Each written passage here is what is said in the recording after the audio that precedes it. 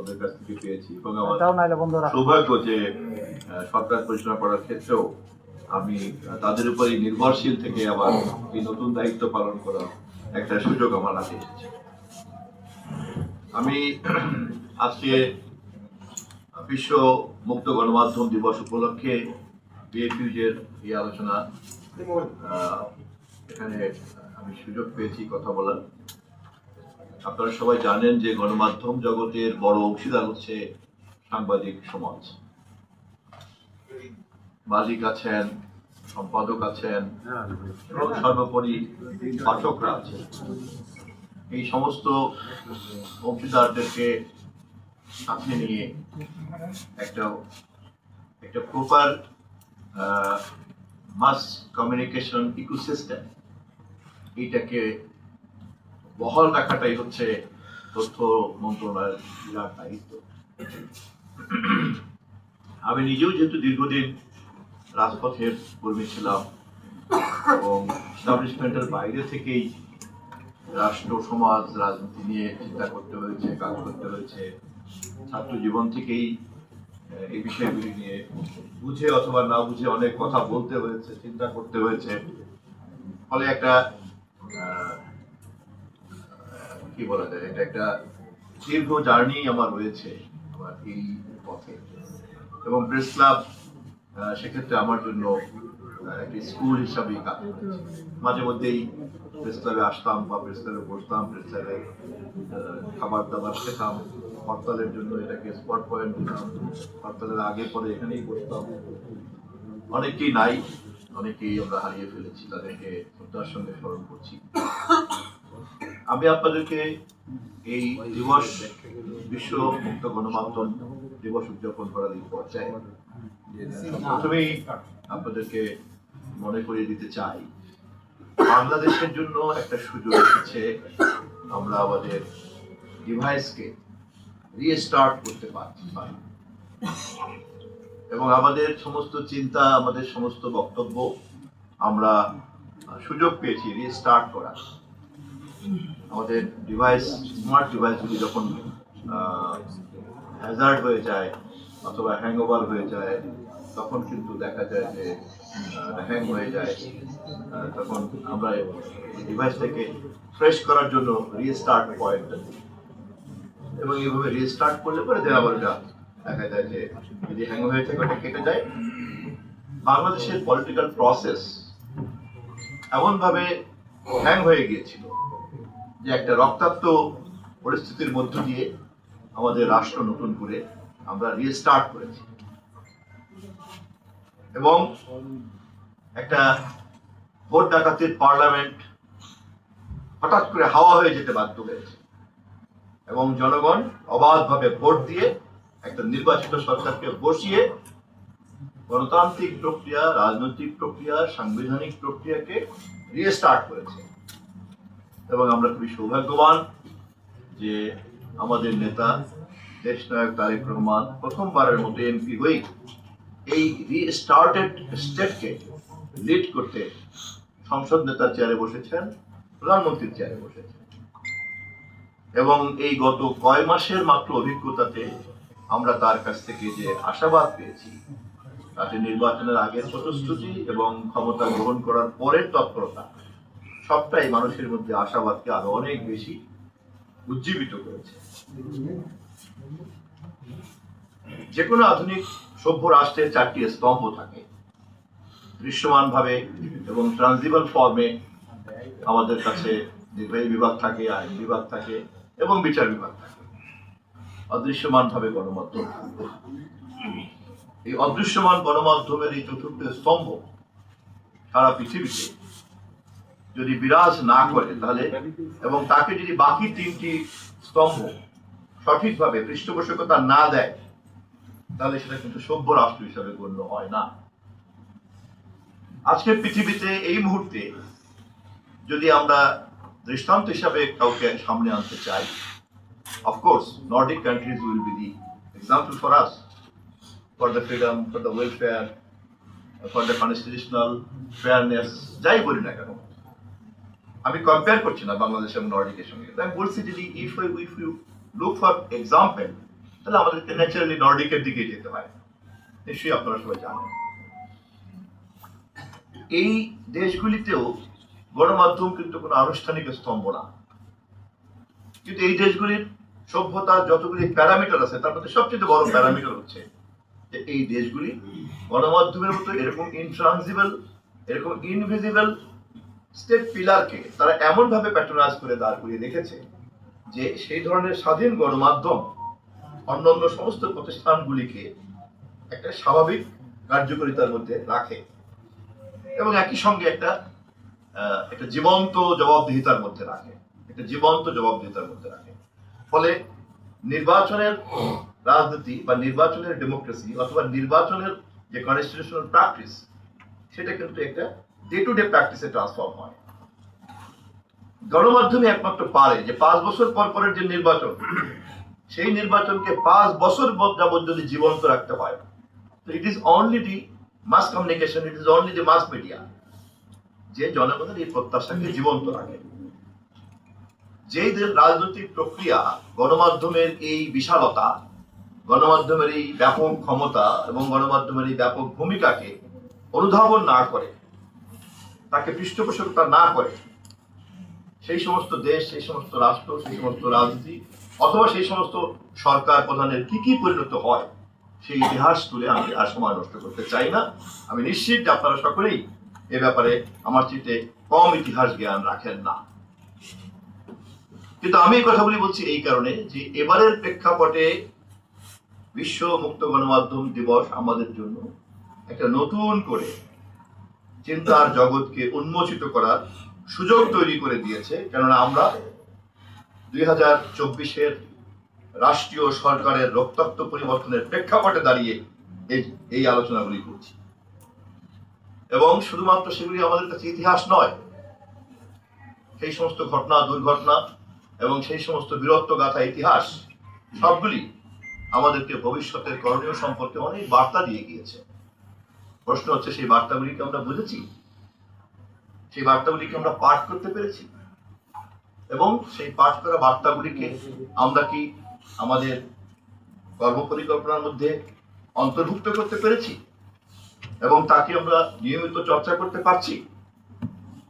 এই প্রশ্নগুলির উত্তর দেয়া অথবা উত্তর আদায় করার জন্যই আমি মনে করি যে মুক্ত গণমাধ্যম অবশ্যই আমাদের জন্য, একটা সভ্য রাষ্ট্রের জন্য জরুরি এবং আমাদের দেশের যা যা সমস্যা ইতিপূর্বে হয়েছে তার মধ্যে যা যা কারণ আছে তার মধ্যে অবশ্যই একটি গুরুত্বপূর্ণ কারণ হচ্ছে একটি সুস্থ গণমাধ্যম ব্যবস্থা না থাকা। এবং এই সুস্থ গণমাধ্যম ব্যবস্থার না থাকা এবং এর সবচেয়ে বড় উদাহরণ হচ্ছে চতুর্থ সংশোধনী। সংবিধানের চতুর্থ সংশোধনীকে পাঠ করলে আপনারা দেখবেন তার যত ভয়াবহতা, তার সবচেয়ে ভয়াবহতা কিন্তু হচ্ছে গণমাধ্যমের কণ্ঠস্বর রোধ করা এবং তৎকালীন সময়কার সরকারের যা যা দুঃশাসনের চেহারা এবং চরিত্র আছে তার মধ্যে সবচেয়ে ভয়াবহ দিক কিন্তু হচ্ছে এটা। একই সঙ্গে আমাদেরকে কিন্তু বিবেচনা করতে হবে যে সেই চতুর্থ সংশোধনীকেও যারা সমালোচনা করতে পারেননি বা করেন না বা এখনো সেটাকে তাত্ত্বিকভাবে রাজনীতির একটা অনিবার্য অংশ হিসাবে প্রতিষ্ঠা করতে চেয়েছেন বা চান, তারাও কিন্তু গণমাধ্যমকে ব্যবহার করে চতুর্থ সংশোধনীকে মহীয়ান করতে চেয়েছেন। আমি জানি না আমার পয়েন্টটা আমি কমিউনিকেট করতে পেরেছি কিনা। অর্থাৎ যে চতুর্থ সংশোধনী গণমাধ্যমের কণ্ঠস্বরকে রোধ করে, সেই চতুর্থ সংশোধনীকে আড়াল করার জন্য অথবা তাকে মহীয়ান করার জন্য কিন্তু গণমাধ্যমকে ব্যবহার করা হয়। তথ্য হচ্ছে পানি, তা ধারণ করার জন্য বহু রঙের গ্লাস থাকতে পারে এবং আমাদের মতো সাধারণ মানুষ অথবা দেশের অপমর জনগণ ওটা কেমন কি পানি তা জানবে না, কিন্তু যে গ্লাসে রাখবে সেই পাত্রের রংটাই তো সে দেখবে। এবং এই পাত্রগুলির যারা মালিক তারা প্রত্যেকেই যদি পানিকে এই ধরনের বিচিত্র বিচিত্র রং বেরঙের পাত্র রাখেন, তাহলে দর্শকরা তো যেই পাত্রে, যেই রঙের পাত্রে রাখা হবে সেই রং ভাবে দেখবে। কিন্তু সবগুলি পাত্র যদি ভেঙে ফেলা হয় তাহলে সবগুলি তো পানি, তার তো একটাই ট্রান্সপারেন্ট কালার, ওয়াটার কালার। গণমাধ্যমের সঙ্গে সংশ্লিষ্ট নেতৃবৃন্দরা আমি নিশ্চিত যে আপনারা এই কথা জানেন চ্যালেঞ্জটা কিন্তু এই নয় যে সত্য দুইটি, চ্যালেঞ্জটা কিন্তু হচ্ছে এই যে সত্যকে কতগুলি পাত্রে রাখার জন্য কতগুলি কারিগর কাজ করে, এবং সেই সকল কারিগরের বিচিত্র বিচিত্র রঙের যে পাত্র, যেই পাত্রে সে তথ্যকে ধারণ করতে চান, কন্টেন্টকে সে কন্টেইন করতে চান এবং এইভাবে বিভ্রান্ত করতে চান, তার চ্যালেঞ্জটা আমরা কিভাবে করব, সেটাই কিন্তু চ্যালেঞ্জ। অতএব তথ্য সরবরাহর বাধাটা যত না বেশি সমস্যা আজকের যুগে, তার চেয়ে কিন্তু বেশি সমস্যা হয়ে গেছে তথ্যকে নিজের রঙের, মনের, আদর্শের মাধুরী মিশিয়ে উপস্থাপন করার যে প্রবণতা, তাকে আমরা কিভাবে চ্যালেঞ্জ করব। একটু আগে আব্দুল ভাই, শিকদার ভাই উদাহরণ দিয়েছেন যে কুকুর মারার কাহিনীকে দুই ভাবে দেখা যেতে পারে। আমরা বহু ইয়েতে, সোশ্যাল মিডিয়াতে নানান রকম আমরা কার্টুন দেখি বা ছবি দেখি, তাই না? একই সত্য দুই ভাবে দেখা যায়। এবং আপনারা যারা খুব নানান রকম দেখেছেন যে প্যারাডাইম শিফটিংটাকে, একটা প্যারাডাইম থেকে একটা জিনিসকে কিভাবে দেখা যায়, আবার ওই অ্যাঙ্গেল থেকে কিভাবে দেখা যায়। যাই হোক, আমার পরামর্শটা হচ্ছে, আমি যেহেতু একজন রাজনৈতিক কর্মী, সেজন্য আমার কথার মধ্যে আবার রাজনৈতিক কর্মী হওয়ার কারণে গণমাধ্যম আমার একটা সাবজেক্ট, দর্শন এবং ইতিহাস যেমন আমার একটা সাবজেক্ট, সমাজ বিবর্তন এবং সমাজ বিজ্ঞান যেমন আমার একটা সাবজেক্ট, তেমনি গণমাধ্যম অনিবার্যভাবেই, স্বয়ংক্রিয়ভাবেই কিন্তু আমার একটা সাবজেক্ট।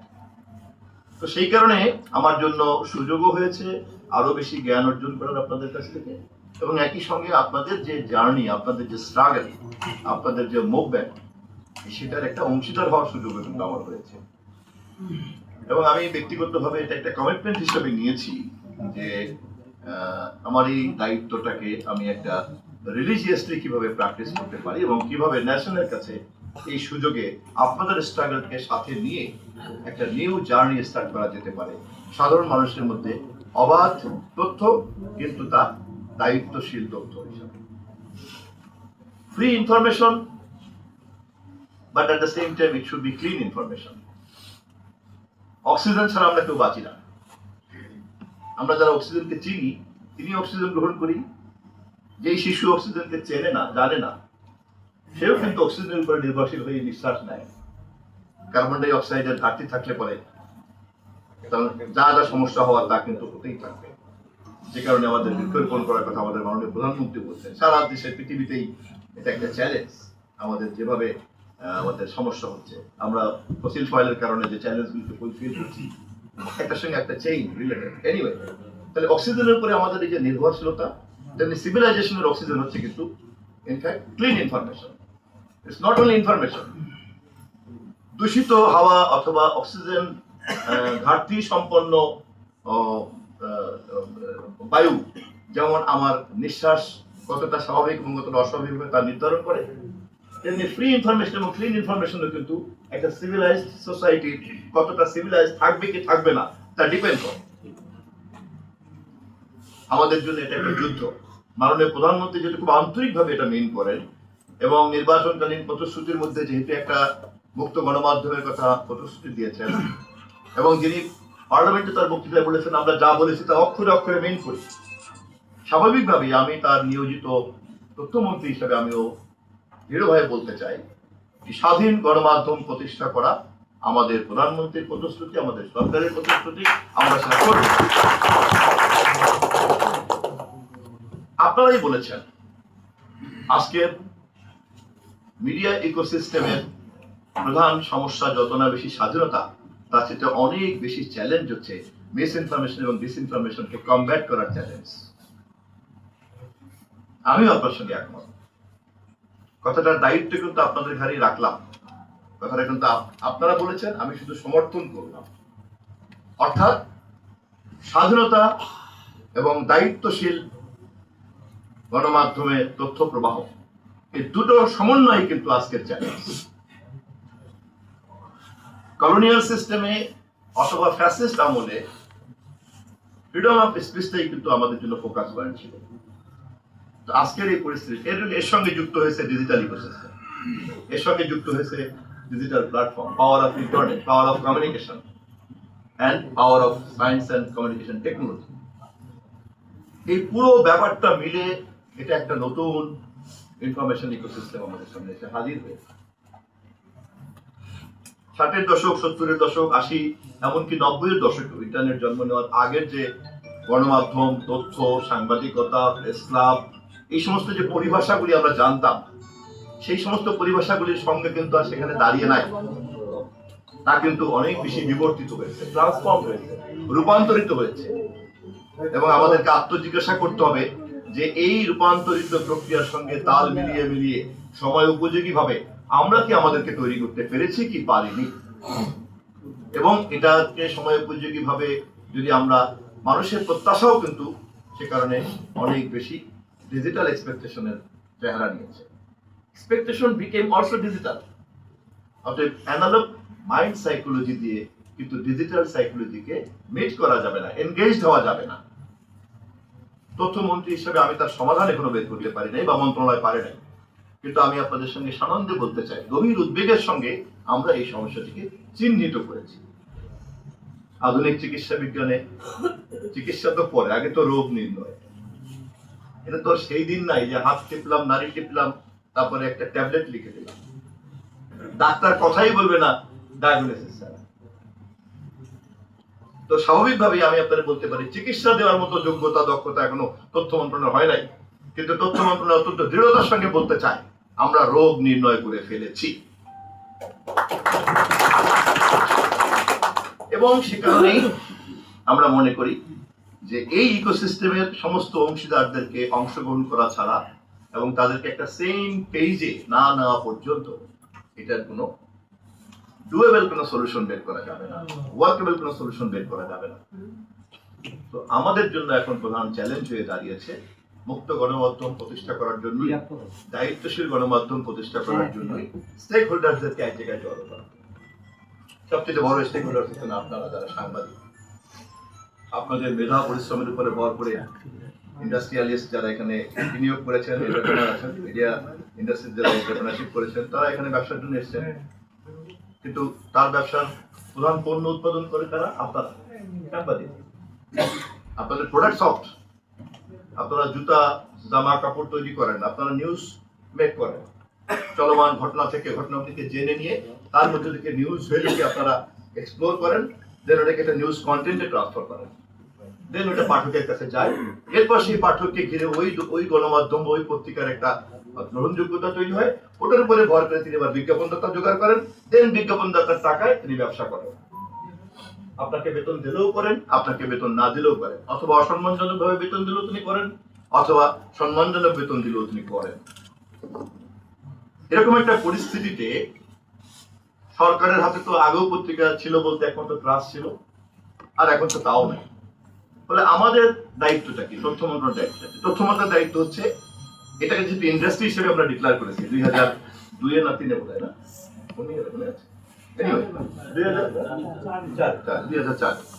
আমরা এটাকে, সরকার এটাকে ইন্ডাস্ট্রি ডিক্লেয়ার করেছে। ইন্ডাস্ট্রি ডিক্লেয়ার করার কারণে এটাকে কিন্তু ইন্ডাস্ট্রিয়াল যে সমস্ত রিলেভেন্ট ল আছে ওই ল দিয়ে চলতে হচ্ছে। তার মানে শ্রম আইন লাগছে এখানে, শ্রম মন্ত্রণালয় সেই আইনটা তৈরি করছেন। আবার পেশায় আপনারা হলেন সাংবাদিক, এটা দেখভাল করার দায়িত্ব হচ্ছে তথ্য মন্ত্রণালয়। এরকম নানান কিন্তু কমপ্লিকেসি রয়ে গেছে, বিশেষ করে পলিসি লেভেলে ডিসিশন নেওয়ার জন্য দেখা গিয়েছে যে নানান রকম চ্যালেঞ্জ